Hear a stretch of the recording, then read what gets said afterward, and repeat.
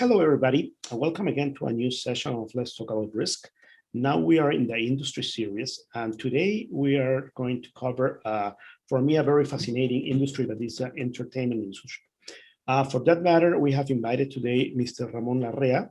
Mr. Ramon Larrea is one of the managing directors of One Entertainment, a company that, in my opinion, really came to Peru to formalize the industry.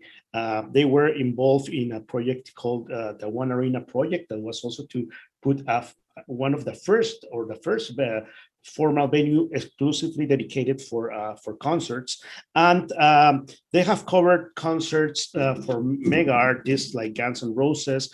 They brought Cirque du Soleil by Soda Stereo to Lima, artists like Polo Londra, Weezer, and concerts that go from 8,000 people up to 50,000 and beyond. So for me, it's really an honor to have Ramon here. Just to give you a background, very interesting. We could cover many different areas because Ramon has been involved in the banking industry. He's also involved in private equity. Ramon, in his background, he's a commercial engineer by Pontificia Universidad Católica in Ecuador. He's also an MBA by Loyola University Chicago, where I had the pleasure to meet Ramon. And Ramon, besides being a very important person here in the industry, is also, I can consider him a friend. So Ramon, thank you so much for your participation. If you want to share some initial words with us, please. Thank you so much for your introduction, Alfredo. Well, nothing like important person in the industry. In fact, I'm almost one of the newcomers. However, I think it's a very, very interesting industry, and there are a lot of things that we can accomplish using the skills that you learn, especially in the banking industry, which is a very regulated and very kind of sophisticated industry. So yeah, we implement some of those things in this industry. It's great to be in your program. Thank you for having me here, and I hope to be able to contribute with your program.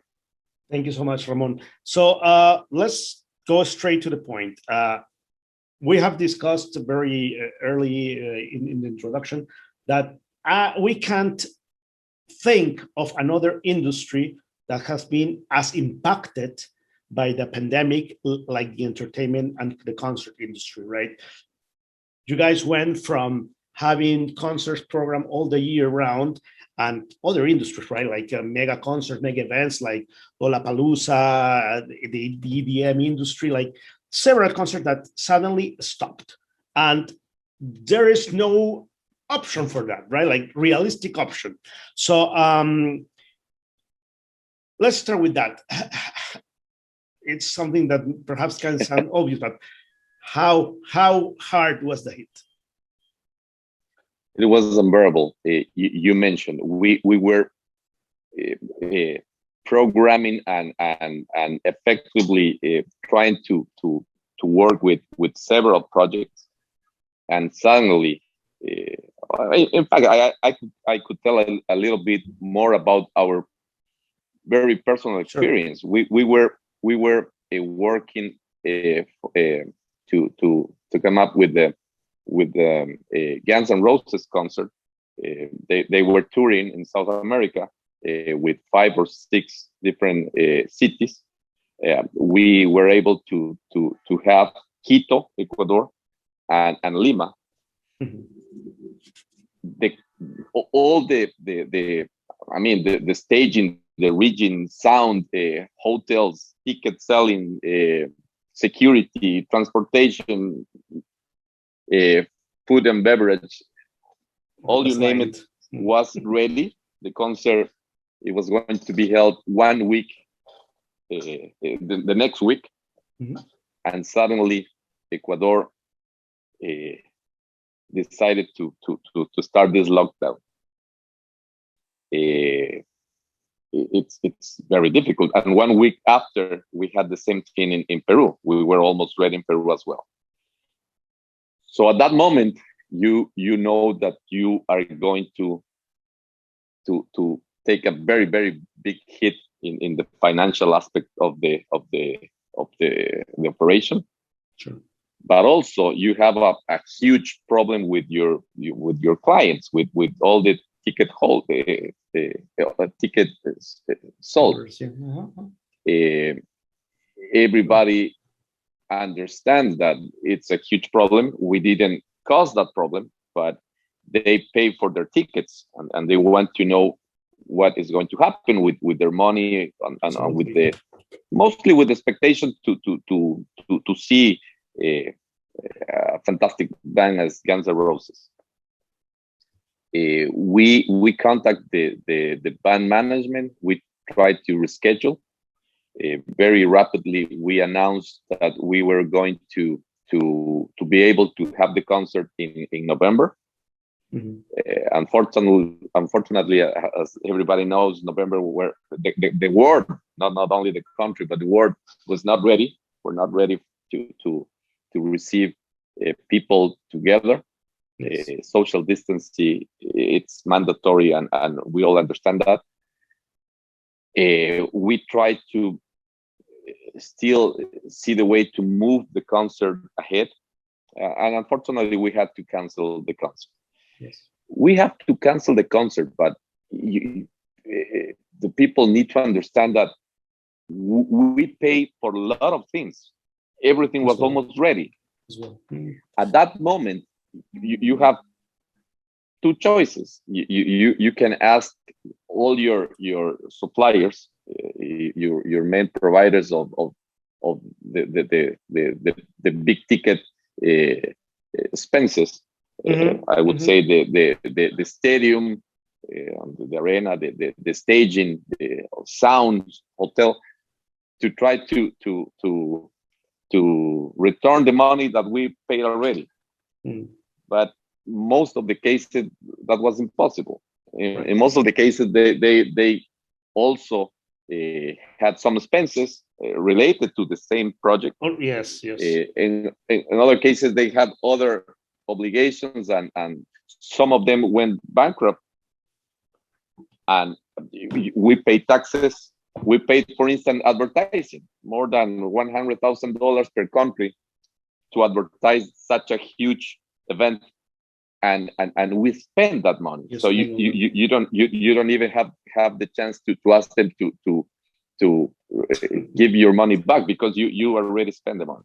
So it's a very, very difficult situation. Very, of course. No, but what you're saying is, it demonstrates also that you guys had your crisis management plan, right? You try to communicate with the people, you try to talk to the band, try to move ahead, in a considerable time. But obviously the humongous impact of this pandemic was beyond any reasonable crisis management plan. And I mean, obviously that's, and in this industry, what I understand is that you have no alternative products, right? It's the concerts, it's the massive events. So there's nothing that can mitigate revenue-wise this impact.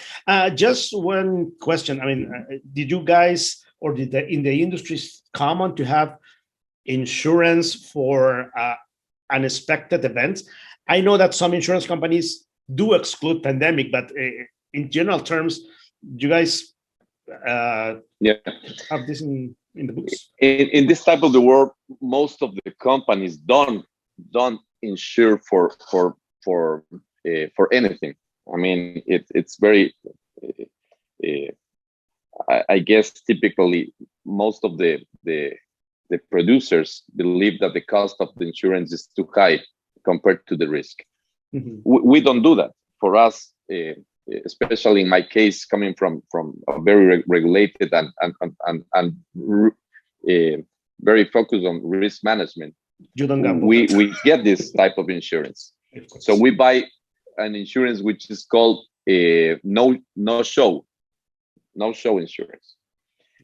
That insurance allow you to get your money back, the money that you paid, the artist's fee, Mhm. and most of the production costs if the artist does not show up. Okay. But not for this case, because in this case, the artist was eager to come. It's not their fault. Mhm. And the problem is the pandemic. And this type of events, such a difficult situation, is not covered. Yeah, So outside you cannot ask the insurance company to pay you for this situation. So at the end, it's almost as if you don't have any insurance at all. an insurance. So no, that's not a way to solve the thing. We came up with in the same sense as you mentioned, the crisis management. We came up with the idea of offer 4 type of solutions directly with the customers. They were able to get part of the money they pay. In our case, it was 60%, because we engage in several conversations with the main providers, the main suppliers of the different services. We were able to get some money back. We invest some more in to try to solve the situation. So we offer a refund, 60% cash refund. Some of the customers decided to go that way. Some other decided to wait until we can do the concert. So they will try to go whenever this concert is going to be held. We offer like a bonus. If you pay 100, we give you $130 in bonus for you to choose Future among credits, yeah. any other events that we will do in the future. Mm-hmm. And since we were having keys in Lima, we also offered if you want to switch your ticket at the same price for the Kiss concert. So it's not a perfect solution, but somehow we allowed people to choose among these options, and I would say that again is not the best thing to happen, but at least that shows that we care, and we were trying to find solutions. In this kind of situations, not everybody is going to be happy. You put what you can do, solutions that are really are really feasible. Feasible, exactly. That's the word. Yeah. Feasible. Yeah. Now, talking about feasibility, the feasibility of the industry in the near future. Put in a scenario right now in South America, because we see that now for the summer, in the US summer, they are already announcing concerts. But let's be serious, the comparison is not possible, because they have a really massive amount of people vaccinated. The culture also tends that people respect perhaps more the regulations and the codes of conduct. But in your region, where you guys basically move, what's the future like? Is there any alternative rather than wait until the pandemic basically goes down, that more people are vaccinated? Because, talking about a different industry, like for example, cinemas, that they can operate with less forum and with separation and with more government regulation. That means more cost with the same price, because if you increase the price, you're going to make the customers run away. Is that even an option for the entertainment, for the massive entertainment industry? Alfredo, I can give you 2 types of answers here. The first one, which is the textbook answer in terms of resilience, is to wait, and it's that cruel and raw. You need to wait, because I don't think, and I think that the industry as a whole proved that there is no way to substitute concerts. You need to be with your friends, you need to be together, you need to jump, you need to scream. It's experience. You know what I mean. Yeah. There's not an alternative to that. Yeah. So on the one hand, of course, we were trying to find out what to do in the meantime. Some people tried virtual concerts, streaming, that kind of stuff. Definitely is not the same. Definitely is not cost effective. It's with all the due respect for the companies who try to do that, is not the same. It doesn't work. Yeah, it's just so more for the artists to feel that they are there, that they're playing. Period. Not for the viewers, not for the artists. It's not the same. You cannot communicate with the crowd, with the people. Of course. So that's the thing that didn't work. The other thing was something, I don't know the name, but I would call it social distancing concerts. So you go to this venue, hopefully it's open space, and if this space usually will be able to have a capacity to fill with, I don't know, 10,000 people, you can do it, but only with 2,000 people. This industry, I mean, in a regular operation of this industry, you have a very high break-even point. Sure. Usually, you need to have at least 50 to 60% of the capacity sold to be able to say, I have a chance to make some money from this concert, this show. Break even. Okay. So if you consider that 60% is just to break even, the social distancing approach to make it possible is to talk about like 20-30% at the most. So it's impossible to do this in a regular basis because you will never make money for this in this type of operation. It's not cost effective. So the industry cannot survive doing that. That's why it didn't work either. I think that the only thing that these days or in the past 2 or 3 months worked a little bit, but it's not in the music industry. It's entertainment, but not music. Is something that is this type of galleries using mapping. Mapping is this very high resolution projections. Okay. Using, for instance, paintings. Okay. The one that I'm talking about is about Van Gogh. They start in a venue, Ateliers de Lumières in Paris, in Paris, and it's very interesting. You can see in YouTube the footage. It's fantastic. It's like you are inside one of the paintings because you have projections in everywhere, all around you, with very nice music, very nice. I mean, it's you use all. You become part of the. Yeah, it's very interesting. So it's educational. It's very fun to be part of, and it's a very interesting way to be in a gallery. If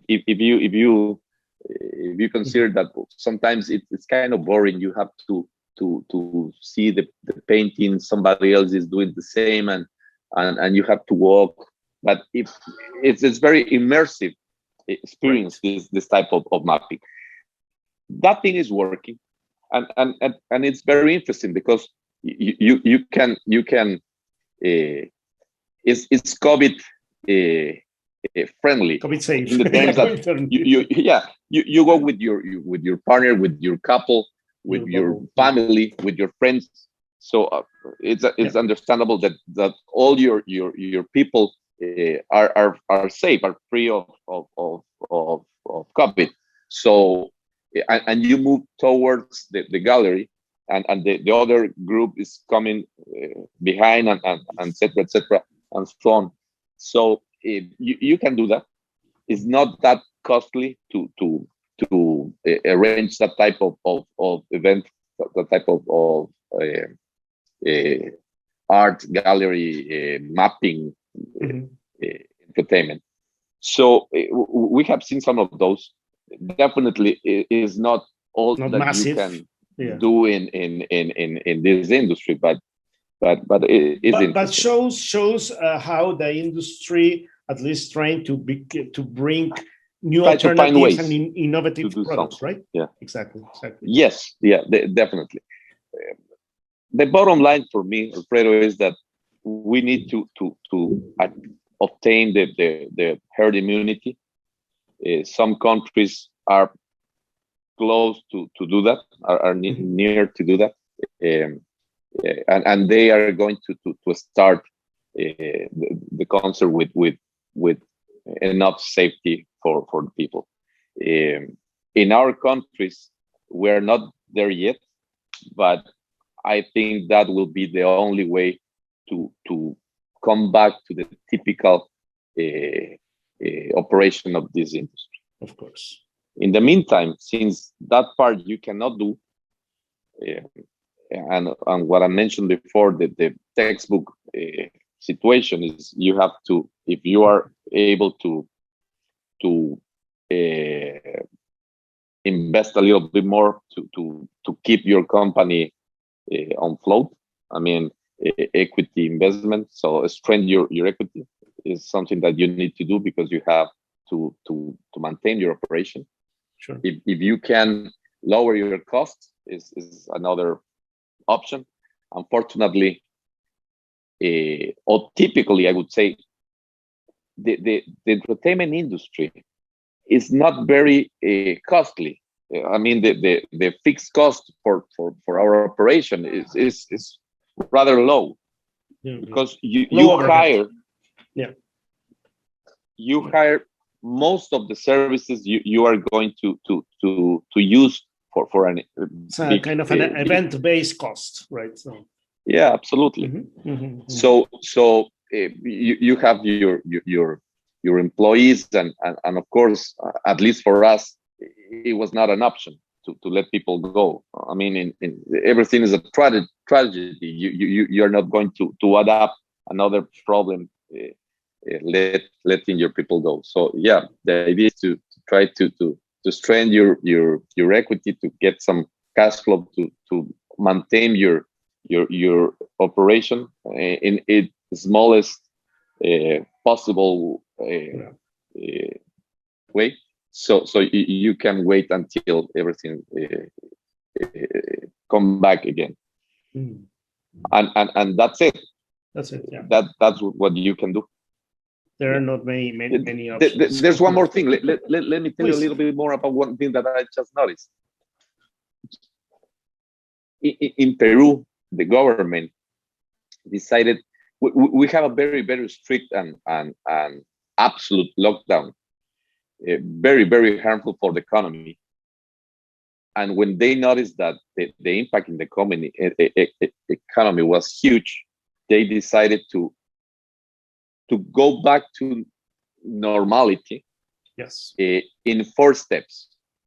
Okay, so typically the largest industries, the ones that impact more in the GDP, are the ones that you need to open first, and then they decided to do it in 4 steps. Of course, entertainment was located in the 4th one. That industry, or the 4th group of industries, were supposed to start operating in July. July 2020. We all know that in July, countries were not ready. It was not safe to start. So they moved it to the end of the year. But at the same time, they came up with some financial solutions, at least financial aid. So they decided to allow you to postpone your taxes, to get some taxes reliefs, reductions, whatever. And you were able, most of the industries, at least the majority of the industries, were able to get some loans, banking loans, very low interest rate, as a kind of subsidy that the government imposed in order to allow you to get some cash flow and to maintain your operations at least as much as you can. But we were happy as everyone else is. And we asked the bank if we can get one of these loans, and they say that, of course, the risk guys in the banks, they noticed that, okay, with this industry, you need to find out where your payments will come from, and if you don't have any idea when you are going to be able to have concerts, definitely you won't have any money in the future to pay your debts. So they decided we can do loans for disburse loans for most of the industry, but not for this one. So the entertainment industry was one of probably the only one that didn't have any help at all. Couldn't benefit of this government funding, and it's incredible. Huh? Incredible what it's very difficult. It was very, very, very, very difficult. Yeah. Very difficult, but we are still alive. You're still alive, and that's good. You're still having plans, and I mean the industry is going to survive no matter what. There's a fan base that is eagerly waiting for normality to come. Perhaps the waiting is going to be longer than in other industries, but it's not going to disappear. Definitely not. Just very quick, obviously, your capital project like One Arena, that's going to be postponed until when the industry comes back and when there's obviously a return on investment for this project that will work, right? That's a no-brainer.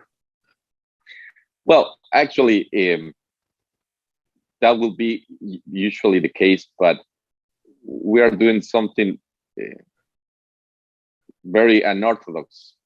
Even though we are having a huge hit financially, we decided to finish Arena Uno. This very moment, the technicians from Portugal, the ones who sold the structure, are here, and they are working, and they'll will be working for the next 2 months. So in July we will finish Arena Uno. Oh, congratulations. We are doing that because we want to signal the market that we believe in the industry, that we have the first movers advantage, since we are the only ones who have this type of infrastructure. This is the first one in the country, and the first one of this type in Lima. And we want the market and the main competitors in One Entertainment, but our customers in Arena Uno, to know that Arena Uno is ready, and is ready for them to think in the future what kind of projects they would like to do there. So yeah, we will try to be ready in July, and we are going to have something very special for July, August, until the end of the year, related to some of these mapping things that I was mentioned before. Oh, great. Which is something that we can do, and we will try to like a, I don't know, how do you call that in English, mancha blanca, when you do this like experiment to see how things are in a trial. Free admission and opening to people to experiment, right? We are going to try to do something like that, but yes, even though the market is not ready, the country is not ready, we're still suffering from the pandemic. We are keeping our investments, and we are going to finish Arena in July. Yes. No, congratulations, Ramon. And as I said in the beginning, you guys demonstrated that you wanted to formalize the very informal concert industry in the country and in the region. And no, really, my congratulations. Ramon, I don't know if there's anything additional that you would like to say, but I would like really to thank you for your time, for your insight, and for sharing your experience with us. I think it has been a very insightful for our viewers. And please, if you want to share something else with us. Thank you very much for the opportunity, Alfredo. It was fun. Thank you for I think we covered most of the topics. It's a very difficult situation so far, but we have to be well, thankful that we are still alive and with plans, right, for the future.